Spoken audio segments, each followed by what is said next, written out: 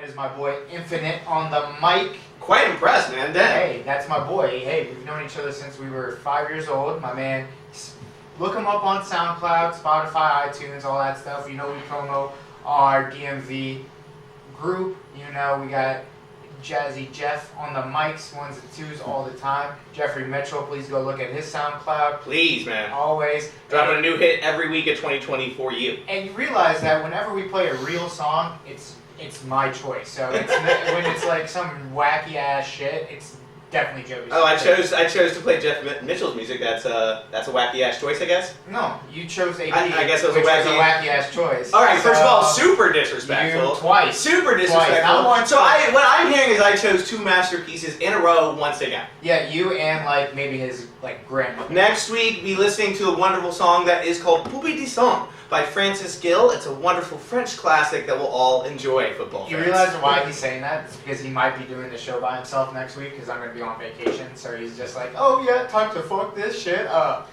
Oh yeah, I'm burning it to the ground. Oh, Once you're gone, I'm burning this fucking, if you can call it a castle, down to the ground. Jesus Christ. Well, welcome back, my listeners, to Face of the Franchise. I am your host, Michael the Pharaoh Shanuti, and always to my front, the man of the hour, too sweet to be sour, Lil Joe.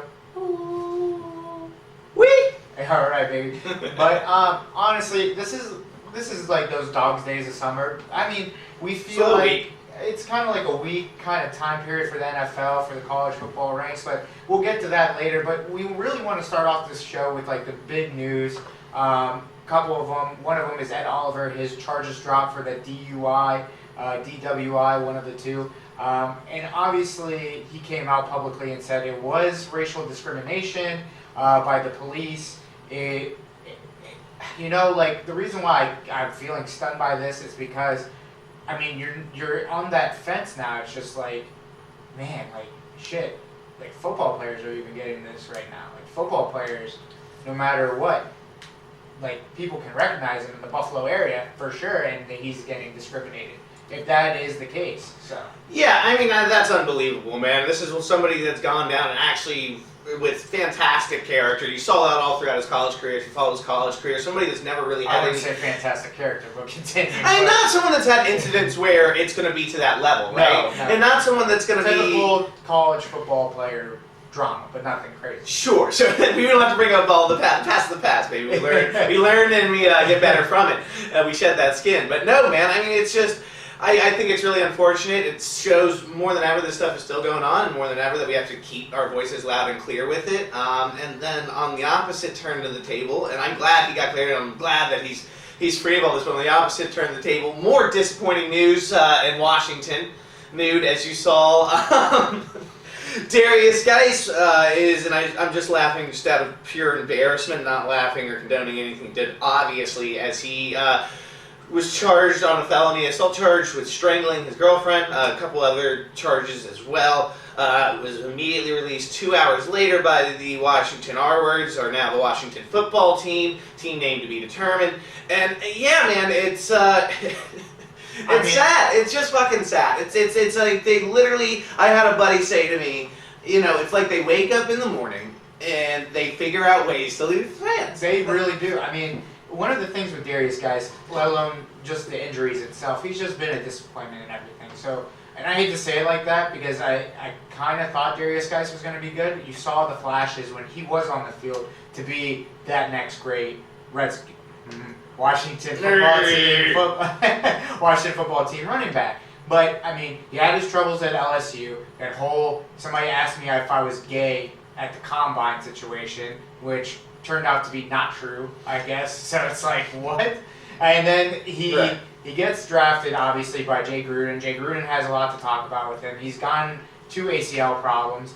I mean, the guy just can't get on the field. Now it comes out that he strangled his girlfriend in a domestic violence charge. I'm so done with this guy, man. But there's a silver lining for the Washington football team. Imagine the old regime, what they would do. They'd probably keep him. They'd probably suspend him for 8 games. Or wait till more comes to light or exactly. Some shit like that. But Ron Rivera, Gamble Boat Ron, baby. Riverboat Ron! He loves one thing and one thing only. Having a structure in place to say, we're going to succeed as a team in the right manner. And that just showed me, like, he just cut a running back that he could have had a Pro Bowl season. He could. I mean, Darius Guice, if he's healthy, he could have a Pro Bowl season.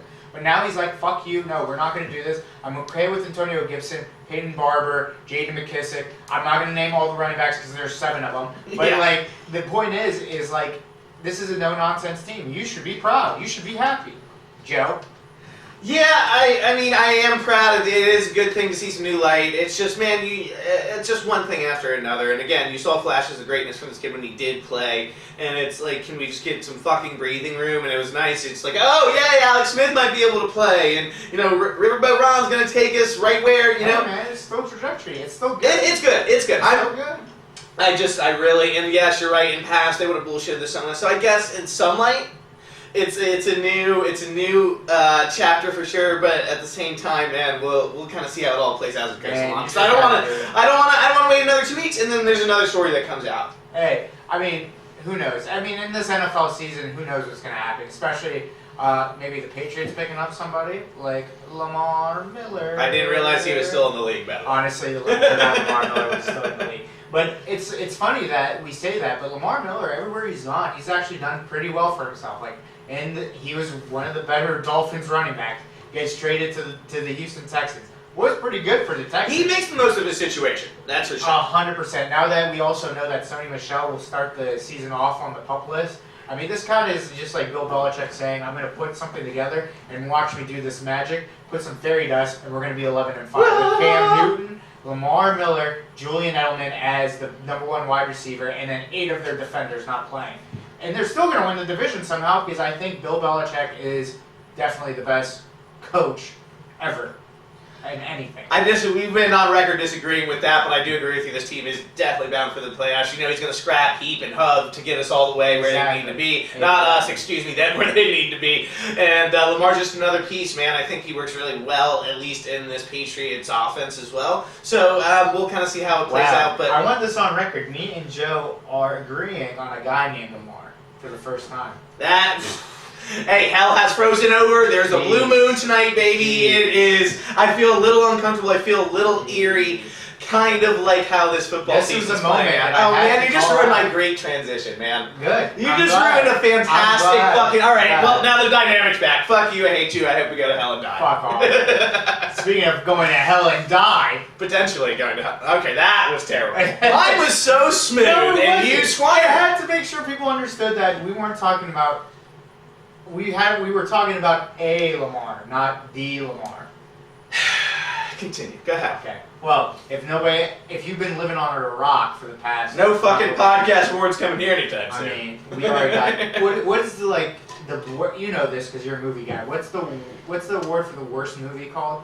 Oh, fuck, it's the, not the SAGs. I keep thinking the Razbies, the Razbies. Whatever that is, yeah. Whatever that is, we're getting it, and maybe, Joe Rogan's getting it, kind of, because he's, still doing the DMT shit, so. He had a very interesting 4-hour podcast. Raspberry. The Raspberry. The Raspberry? Okay. Okay, but you're definitely getting one for the worst, voice on radio. Actually, I was nominated for a podcasting, for the most smoothest and podcastable voice in podcasting today. From who? What? This comes from Earwolf. This comes from Twitcher. By the way, he's on his laptop googling that shit. I just want everybody to know. No, I'm gonna move on. I want to move on. I want to go ahead because I'm still upset. Fine. You ruined my fantastic transition that you did ruin. So college football. Yes. Let me just. Joe's trying to say this. College football is basically... I would have successfully if I wasn't interrupted so rudely. Is basically saying fuck everyone. And they're saying forget everyone. Yeah. Let's just start from the very beginning, okay? They gave the option like the NFL. People were allowed to opt out of their seasons. They're allowed to do all this shit. So a couple of the big name guys, I know the Virginia Tech corner, the Penn State linebackers, 2 of the biggest defenders. I don't know their names because I don't look at those names until the draft. But both of them were supposed to be in the top 15. In their draft stock weren't going to get any higher because obviously you have Trevor Lawrence and you have Justin Fields. You have all these players who are basically solidified in the top 3. So they both opted out. Then the wide receiver from Minnesota, who was supposed to be top 13, rocked it out as well. So that started the whole trend. Now we get into the conferences. Now we get craziness in the conferences. First, it started with the MAC. Everybody's like, oh, the MAC got canceled. Okay, who gives a fuck about the MAC? That doesn't matter. So now it's the Big Ten. Right. Now you lost Ohio State. Now it you fucking lost matters. Michigan. Now it matters. Now the dominoes are falling, right? Now you have Pac-12. Pac-12 is now gone. ACC is probably going to be gone next. Big 12. Okay, let me talk about the Big 12 and Please. the SEC. Yeah. Because these are the states that have the most COVID cases and are the places where, no offense, where I assume they think COVID is a hoax and a political thing, which we're not getting political. They're going to still play Not football. this time. They're still going to play football. So at least we have that. So guess what? The Big 12 and the the SEC are going to battle out for the championship. But I still think this is just another way of us saying we fucked up. If we handled this COVID situation correctly as a country, we would have been playing sports normally. There wouldn't be a bubble for the NBA and Stephen A. going on First Take saying they need conjugal visits from a lady, and all this shit. And we wouldn't have this over horny Stephen A. number one, and number two, we would have college football. I can't even watch him anymore, man. And we wouldn't have Justin Fields, Trevor Lawrence, all of them saying we want to play, we want to play. And it's just a headache because we have the NFL a month away, right? Mm-hmm. And we'll get into it more into the Hard Knocks segment. But like watching practices and seeing that they only have 14 padded practices coming, I don't see a team that's young winning the Super Bowl. I see a team like the Patriots, like the Chiefs, that are more battle tested too. They're more battle tested. They have their quarterback is battle tested. Number one, their defenses have been there. Their coaches have been there. Like that's the teams I'm picking. I'm not picking new coaches and new situations. I'm not picking new quarterbacks who are starting. Kyler is in that category. Who else is in there? Burrows is in that category. Kyler started last year, got Rookie of the Year, but I don't think him and D-Hop have the report yet.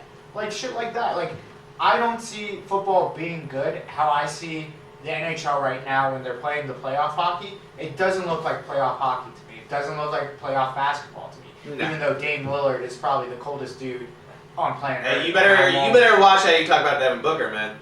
I didn't say Devin Booker was bad. I'm just saying. I think there's someone who's a little colder on planet Earth right now. I would give that to Devin Booker. But my point is, like, with all this stuff happening for football, even though I think Roger Goodell is the biggest money-grabbing whore on planet Earth, this is not going to be quality shit.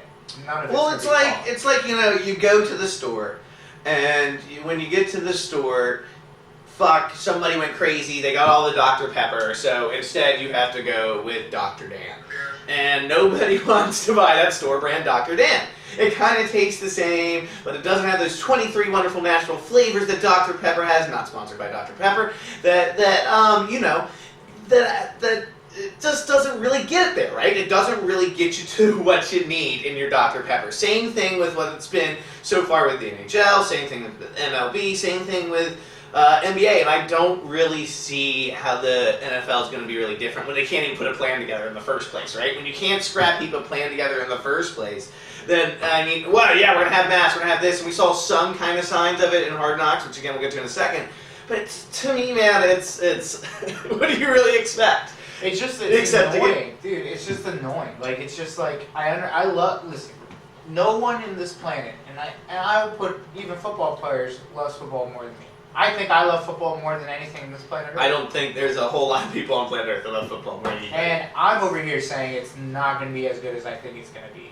Like, and that's on God. Like, I'm just like, dude, like, this is going to be terrible. Something's going to go wrong. It's going to be a Marlins situation where 23 people are going to have it, and then one team is just going to have to cancel that game, and then they're going to have to scramble and put that game somewhere else, and then put that team who was supposed to play that team over here. And it's just like all this different parts.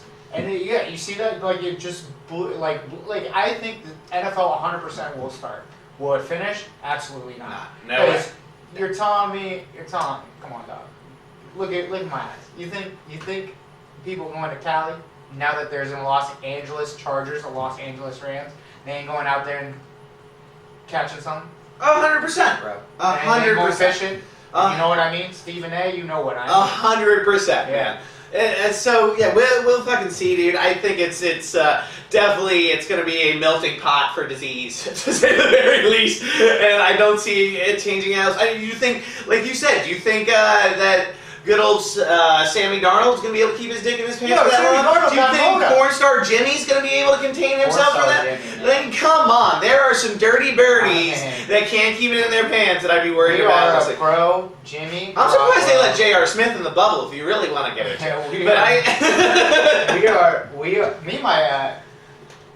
Listen, I'm a pro Jimmy, pro Sam Darnold person, just because I love those swaggers and like they can fuck any chick they want. Not because, no homo, they're handsome, but they just know that, like, mono, come on, dog. This man Jimmy openly took a porn star to dinner. Like, come on, man. That is an alpha. Don't tell me he doesn't at least have antibodies, by the way. There's alphas, and then there's just out of this world alphas. Then there's all caps alphas that just define what an alpha should be, baby. Yeah, dog. And to the NFL, to the NCAA, I get it. And to the people who are saying let's put the football season with college basketball, you just want to see me broke. You want to see me pay all this money because I'm going to bet on every single game. It's March Madness. It's the NCAA college football season. Fuck. But you know who it's going to fuck? And this is what I really wanted to bring up. Please. The kids who have a shot to show that they can make the leap from last year to this year, kind of like Joe Burrows, and Coach O said it. Coach O said, I looked where Joe Burrows was going, and he said it was in the 5th round before that historic season. Right. Guess where he went this year? Number 1. Right. So to those kids, I feel bad because they could really improve their draft stock with an amazing season. So to the teams in the Big 12 and the teams in the Southern Eastern Conference, you guys have your chance to now prove your worth because there is no ACC, there is no Big 10, there's no Pac-12. So congratulations, you're the only ones left. Yeah, and what's been a saturated market for years and years and years, you guys finally got a chance to have a chance. And that's what exactly those kids at Last Chance U were trying to do as well, man. I don't know if you got that or not, but I mean, it's been pretty fucking rough of a season for Last Chance U, I have to say. Probably my two takeaways, Nude, is this. One, easily the worst season, by far. No, without a doubt. Easily the worst season, by far. Ignorant players, the coach wasn't ignorant. It was just clean cut. It looked like I was watching a high school program.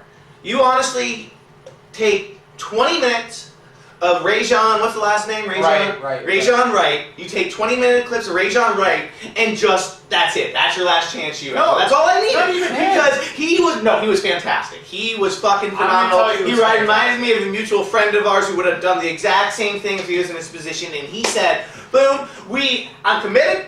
And our season's a wrap. I'm not playing, coach. I just clapped right there. I stood up and clapped for Rajon Wright, baby. An American hero we could all be more alike. No, I'm going to tell you who I thought was the star. Really the Kevin Federline of football. His grandpa. His grandpa was the real star. My man said, I could put on the cleats. I want to put on the cleats right quick and then burn your ass. If you stop messing with me. And then his brother in Oregon State, when they were watching the game, I thought this was the best part, gets burned by a Hawaii wide receiver. He says, you're trash, bro. And then Rajon was like, you're trash, bro. He's like, Archie, cut that shit out. He's like, that shit ain't fucking funny. He's like, and then like his grandma, when he was moving out, he's like, you see this?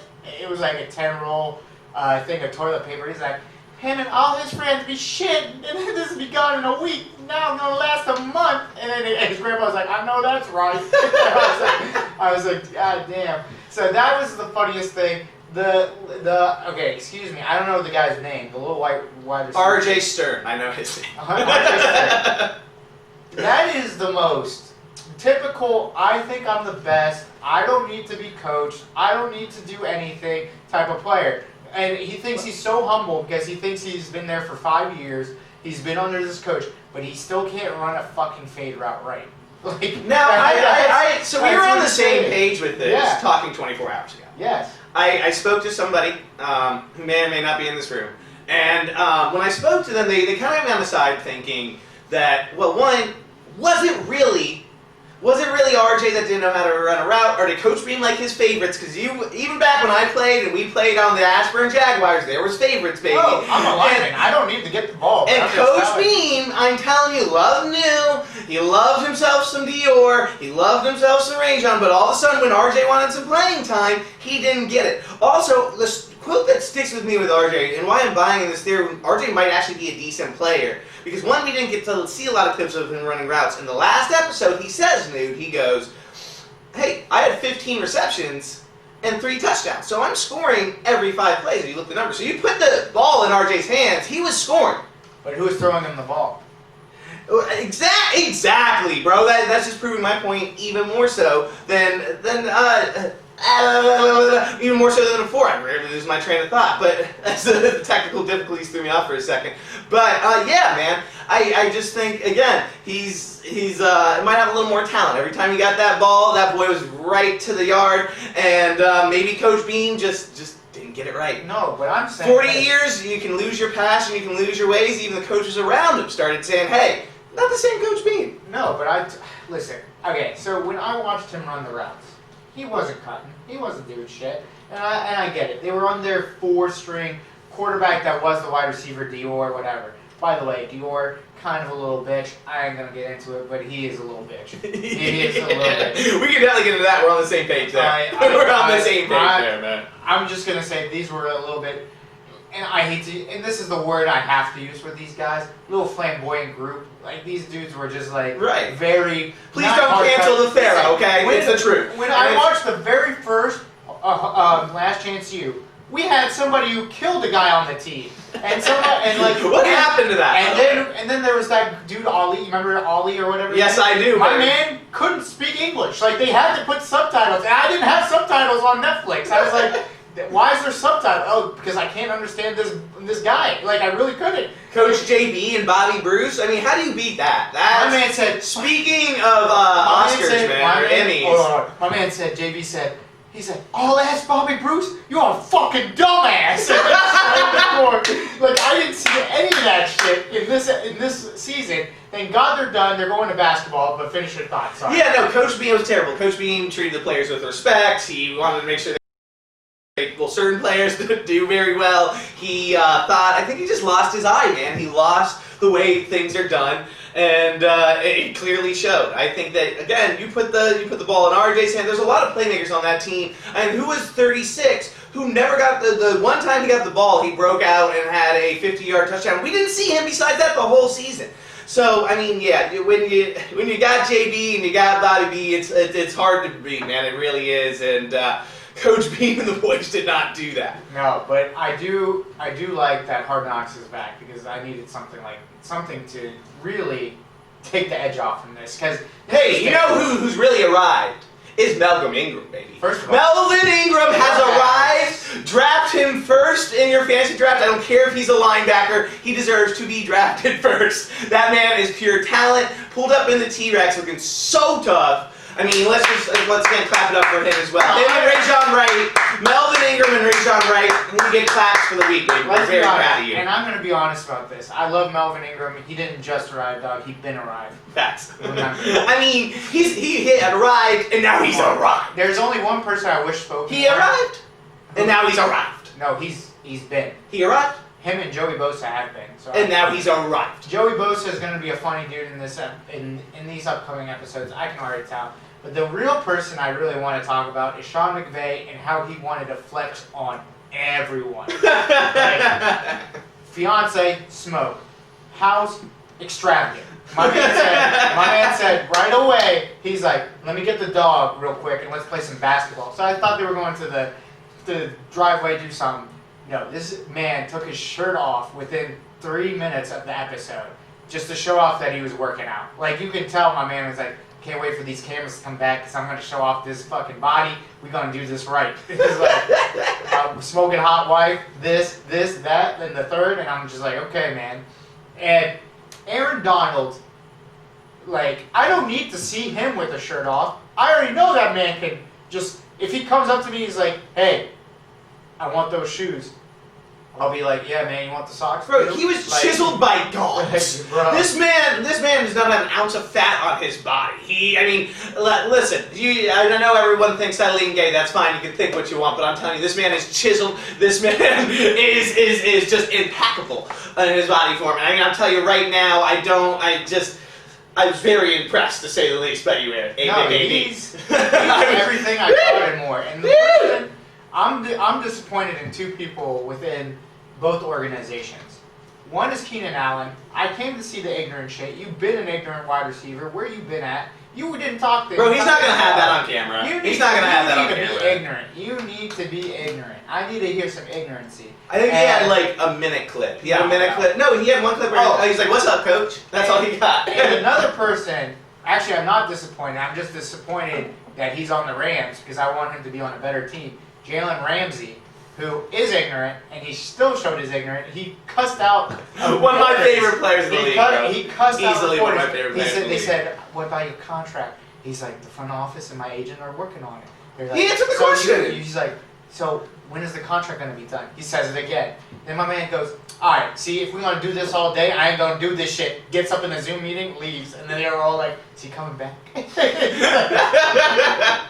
My man said, "Is he coming back?" I was just dead. That we cannot tell you, my man. Right. But, to the point back to the NFL stuff that I was talking about, watching the safety precautions and what they were doing, and the Rams having one guy who had COVID and he had to stay in his room and doing all that stuff, I get all that and I understand it looks great. And like even Sean McVay says, what you do outside of this ecosystem, quote unquote, is what's going to affect everything.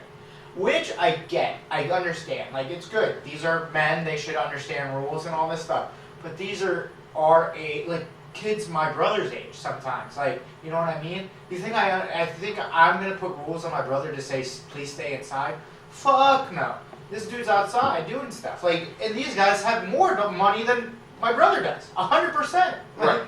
They're out there in Los Angeles with money to blow. What do you think they're gonna do? Right. I mean, Sean McVay was the Bachelor of Los Angeles 3 years in a row, right? Like he's. It's like, bro. Like, can I say? I don't mean to pass judgment on anyone, but there's just something about that fiance of his I don't trust.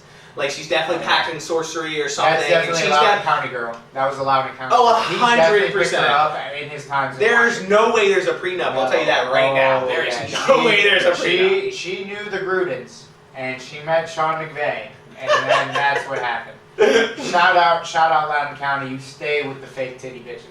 Nova Legends making it out of Ashburn, baby. On to LA. There you go. I'm just glad for Hard Knocks is back. It makes football somewhat come back, but we'll see what happens. It was eerie though. One thing I did want to say, it was very eerie, man. Like, it was so we get into it. The locker rooms and everything, man, was just so. I mean, the press conferences, you name it, they're cutting players already 3 weeks early. And players are like, "How did I get cut?" There's nothing to cut. Like okay. So when people got cut in the other Hard Knocks, like they got knocked out or they couldn't catch because they were getting covered. But how can you cut a guy without even knowing exactly what they can do when people are at full speed? You know what I mean? It's rough, man. It doesn't make a whole lot of sense. It's just guys get picked up and they were just like, fuck it. We can't really cut Hunter Henry. We can't cut Keenan Allen. We can't cut Austin Eckler. So who we're going to cut? We're going to cut the 4-string tight end, obviously. I mean, and then you mentioned the guys that are getting chances in college football that wouldn't before. Now you're getting guys that could have had chances that aren't. And it's rough, man. It's gonna be my last point on this is I'm respecting that one tight end who did say to Anthony Lynn, "This is fucking bullshit that I'm gonna cut." Yeah. I kind of like that. That kind of, and even I didn't get to earn my spot. Yeah, he's like, "This is some bullshit," and Anthony Lynn was giving him a roundabout answer. Be ready. We might call you. Never know. Da da da. And the guy basically was just like, "Fuck it." He's like, "Nah, fuck this." Right. He's like, "I can't wait to show you." I hope that tight end gets a chance. I forgot his name. But I'll be looking for you, dog. So. Yeah, but me too, baby. You still got it. You're gonna be there somewhere. All right, man. Our last one. NFC North preview. Oh, you fucked it up. So, Take 2. NFC North preview. So if you haven't been listening, the past couple episodes we've been doing a division by division breakdown. Last week we did the daunting NFC West. This one's kind of, I wouldn't say the it's easier than the other two that we did. It's definitely one of the more straightforward. So this one is pretty straightforward. We kind of know who we're in the running, who isn't. And this is our last one, and then next week we're going to do a lot of fantasy stuff just to get you ready for your drafts and etc. So we're doing the NFC North. We have the Lions, Vikings, Bears, and Packers. We're going to obviously start with the Lions. So the Lions came off some hard times with obviously losing Matthew Stafford. So Matthew Stafford goes down. They go, 5-11? I think even worse, man. So like 4-12. So they were 4-12 team. Yeah. So they have no defense. They lost Darius Slay to the Eagles. They draft my boy though, Jeff Okuda. Jeff Okuda. From I apologize for butchering the fuck out of that. We both suck. And they draft the best running back I think in the draft, DeAndre Swift. So they have two playmakers who they can build both sides of the ball on. Matthew Stafford, before he got hurt, I didn't know this, was on pace for 6,000 yards. Did you know that? He was on pace for 6,000 yards. I know that doesn't mean a lot. I think he's always been that guy, right? That's how he got that contract he didn't deserve. They didn't really sign anybody to go on with Kenny Galladay, Marvin Jones, and all that stuff. But this is a team that could be sneaky good, but it could be really bad. So, I mean, Kerryon Johnson hasn't really done much. We talked about DeAndre Swift. I mean, he could take over the backfield. They could be the best running back in that class. Plus, if you also have, I thought Kenny Galladay was the sixth best wide receiver last year. I think he was really good.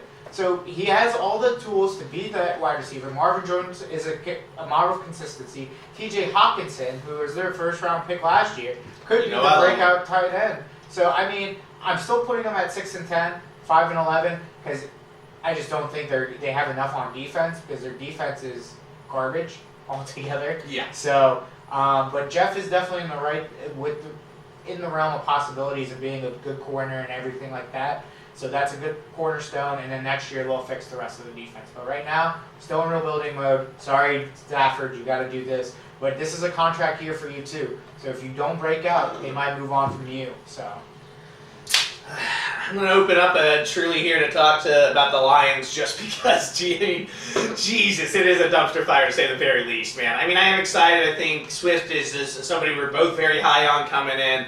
I think Stafford, I mean, buddy, yeah, sorry, you had to go through everything you got to go through in Detroit. I think it's just been an example of not surrounding you with the right talent at certain times or the right coaches. With that being said, I think this is another year of the same, man. And this team can score on you, but they can't finish games, and that defense will definitely make up for the points that the offense scores as well. So, I mean, it's just kind of rough overall for this team, if I can talk here today. But ultimately, I'm going to go ahead and I'm going to give this team about around the same as last year, man, a 4-12. I mean, I'm not excited about this team. There's not a whole lot to talk about. Again, like you said, real simple, real rare. New Joe on the same page. It's rebuilding mode, baby. Yeah, and it sucks, but we'll see. Matt Patricia, this is your year. Matthew Stafford, this is your year. Prove something, or you're going to be both gone.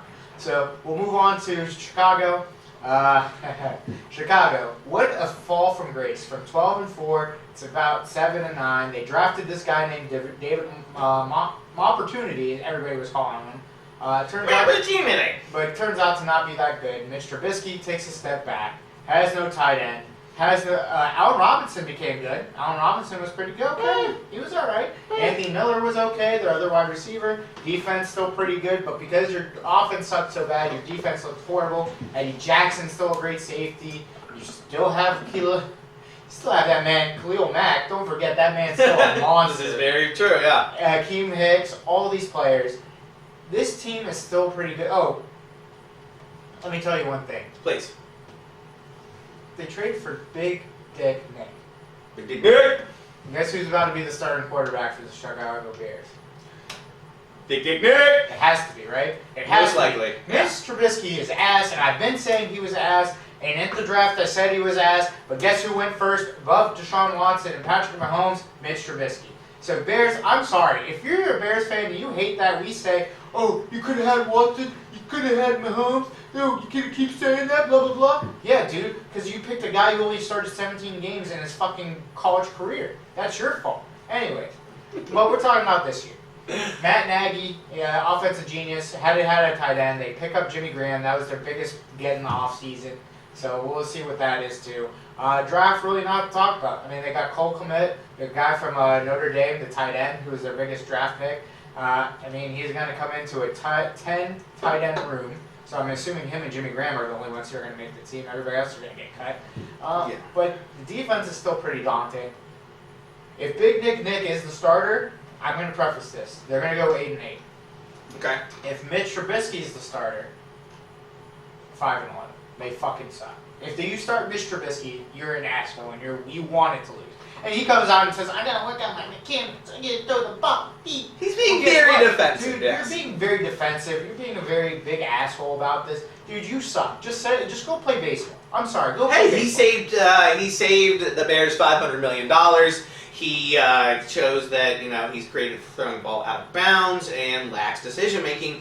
And all that is what it takes to make a great Chicago Bear quarterback for 3 to 4 weeks, and Nick Foles will start over. I mean, I think there's no doubt that Big Dick Nick's going to take the starting position here. I think that, again, this isn't a team this whole division, man, doesn't get me excited at all, to be honest. I mean, unfortunately, we saved them for last, but yeah, it's a pretty bland division overall. Besides, this defense for the Bears gets me pretty excited. I mean, they've always been, but can they find that kind of 2018 vibe they were on? Can they find that 2018 wavelength? I'm not entirely sure. At the end of the day, this also is another team that I don't think is going to kind of be ready for that battle-tested season of COVID like we were talking about earlier. Not really. It's just a meh 7-9 sort of team here, dude. Yeah, dude. I mean, I feel bad because I do like Khalil Mack. I do like that defense. Eddie Jackson is one of my favorite safeties. But you can't play favorites when your quarterback looks like that. So, honestly, next to the Vikings. Chip, chip. So, I want to say this is the team that... Sorry, one more time. Let's go! All right, he's done. So they lost their offensive... I'm sorry, what? No, go ahead. I apologize. I won't do it again, I promise. This is why people think you're gay. That's fine. They're welcome to. This is a team that has a lot of turnover. Yeah. Stephon Diggs is gone. He's out. He's in Buffalo. You have your offensive coordinator now leaving. He's gone. So what do you have left? You have Kirk Cousins, you have Adam Thielen, you have Dalvin Cook. Your offensive line is pretty good. Your defense is all right. You still have all the people you want. Everson Griffin might be gone, but that's a piece you're willing to leave because you're going to have to pay Danielle Hunter a lot of money. So the Vikings pick Justin Jefferson, the guy who created Joe Burrows, in my opinion, and he was the third best wide receiver in the draft behind Judy and Lamb. I think he's going to be a great wide receiver, a great pickup by them, who can stretch the field more than Diggs, in my opinion. And I don't have this team making the playoffs because I think I had the Buccaneers and the Saints, whoever doesn't win that division, and I had who else did I have? I definitely had the Seahawks. And the Seahawks, and then the Cowboys and Eagles, whoever doesn't win their division. Okay. So this is the team that's the 9th. Like, this is the team, or the 8th. That's like the team outside. Vikings is. So they're going to be 8-8, 9-7. Their defense is pretty good. Harrison Smith is awesome. I love what they're doing over there, but I think they're just not there yet. Gary Kubiak comes in as the offensive coordinator. He loves running the football. He's the one who made Noshawn Reynolds look good, C.J. Anderson look good. So when you have a talent like Dalvin Cook, I can see Dalvin Cook being that new monster, but how many games? And how much was it the coach from last year, and how much was it Dalvin? Exactly. So I'm going 8-8, 9-7, Joe. I'm sorry. Kirk Cousins, still a good quarterback. But you don't like that. But don't like the Vikings making the playoffs. Fair enough, man. This is my third team. As I haven't announced my third team yet. This is my third team that gets in at 10-6. I think this is a pretty good team. It's all, can Kirk finally make it count when it matters, man? Can Kirk finally get the ball and be in clutch situations and not just blow up a team that no one gives a shit about? Can Kirk finally be that leader he wants to be? I don't really believe in that much. But I believe in the people that he's surrounded by now. I believe in the people that, I believe in the coaches that he's got with him. I believe in Adam Thielen. I like, as you mentioned, I'm a big fan of Justin Jefferson. Tajay Sharp's gotten picked up, left the Titans. I think somebody that is definitely slept on. And then this defense, man, is pretty damn good. As you already mentioned, Harrison Smith. I like Anthony Barr a whole lot, man. I think this is a deadly defense that could end up even in a top 5 conversation. if everything goes to according to plan with this team. I think it's also another team that you could argue is a battle-tested team for this COVID season. With that being said, this is a 10-6 team, just making the playoff mark. Yeah. All right. Well, we're gonna pick the team that we think is gonna win the division, and that is one of Aaron Rodgers. We are on the same page once again. Last 2 weeks we've been on the same page, and I have not been comfortable. I like Matt LaFleur. I do like Aaron Rodgers. Obviously, he's a Hall of Fame quarterback. The defense got a lot better with Darryl Savage, the Smith brothers, Preston and Zadarius. The corners are looking pretty good with Alexander. I mean, Aaron Jones finally broke out. Devontae Adams, I can't talk enough about. But you know what? You thought, hey man, this team is like maybe one playmaker away on each side to do good. But guess what they did? They drafted Jordan Love. Why did you draft a quarterback? You were one game away from the fucking Super Bowl. Aaron Rodgers already didn't give a shit. Bro, he said, what are you doing? He said at first, he's like, I don't give a shit, but we were a game away from the Super Bowl. Like, Right. what are you doing? Right. Like, get me an offensive lineman. Get me a wide receiver. Get me something. They do that, all right? Please, for once, draft a wide receiver. Right. And then they're like, oh, let's go in the next round, get a running back. What? And then they go into the next round, get a quarter. They're still. This was the best wide receiver draft class since God knows when. I mean, if I didn't know better, it's almost like a fuck you to Aaron. This is a fuck you to Aaron Rodgers, Yeah. and this is saying, Aaron Rodgers, we want you out of town. But the dude went 13-3 last year. Didn't have the greatest year, but he didn't. That's my point. Aaron Jones carried the load. Jamal Williams did well. Devontae Adams was his only wide receiver, and you saw what happened. His second wide receiver, the second best, was Jimmy Graham, who just left. What are they going to do? They're going to just put some guy named Dane Scherberth or whatever the fuck his name? Looking like they're going to have Mercedes Lewis out there. Mercedes Lewis. My Christ. And don't sleep on the most slept-on tight end of all time, Mercedes Lewis, but baby. Because I trust Aaron had Rodgers, several touchdowns last because year. I trust Aaron Rodgers and I love his stuff, they're going to go 11-5. They'll be the 4th division winner in that slot of teams. But, damn, I feel so bad for Aaron Rodgers. And I hate to say it like that because nobody should feel bad of Aaron Rodgers because he's the biggest douchebag of all time. But still. Yeah, he is a pretty big scumbag, to be honest. I mean, he doesn't really give a shit about anybody but himself. I mean, and that message is getting sent one way or another, right? Eventually, everybody says, fuck you, Aaron Rodgers, and I think the Packers are finally saying it after a couple of years, right? This team, again, is going to end up being 11-5. I'm with Newt. I don't understand the Jordan Love pickup at all. We talked a whole lot about that back in April. But, again, it's not like this team made any other moves to make this offense any stronger either, man. I mean, we already met Mercedes Lewis to pick up a tight end, and the wide. Yes, you still have dogs like Adams, but I mean, at the end of the day, MVS not really panning out like we thought he was going to. Besides of Jake Piermo, I haven't even heard the rest of these wide receivers as I'm looking at it now. Taylor Malik. So man, it's just it's not a good situation, but at the end of the day, LaFleur's got a great system. You still got Aaron Rodgers. His defense is still pretty damn good, which is the only thing they seem to draft well. So I'm giving this team an 11-5, winning their division. Yeah, I think that's... For Newt and Joe on the same page, man. So there you have it. We just ran through all of the divisions in every NFL. So I hope the NFL fucking works. Take a little breather there, buddy. The next episode will definitely help you get started for your fantasy football season. Obviously, we'll do news and notes. So please subscribe, download, and like all our stuff. And Joe, where can they find all that stuff? Well, of course, they can go find it at Four Corners Radio or our website, which is cr.studio. And join the team that is, of course, Free Therapy, Thoughtology, Face of the Franchise, Bread and Butter, Last Nice Guys, Hoopin' and Hollering. Am I forgetting any here, Nude? Help me out here, baby. Right, 5 holders. Well, we got a correction. Hold on. All right, let's.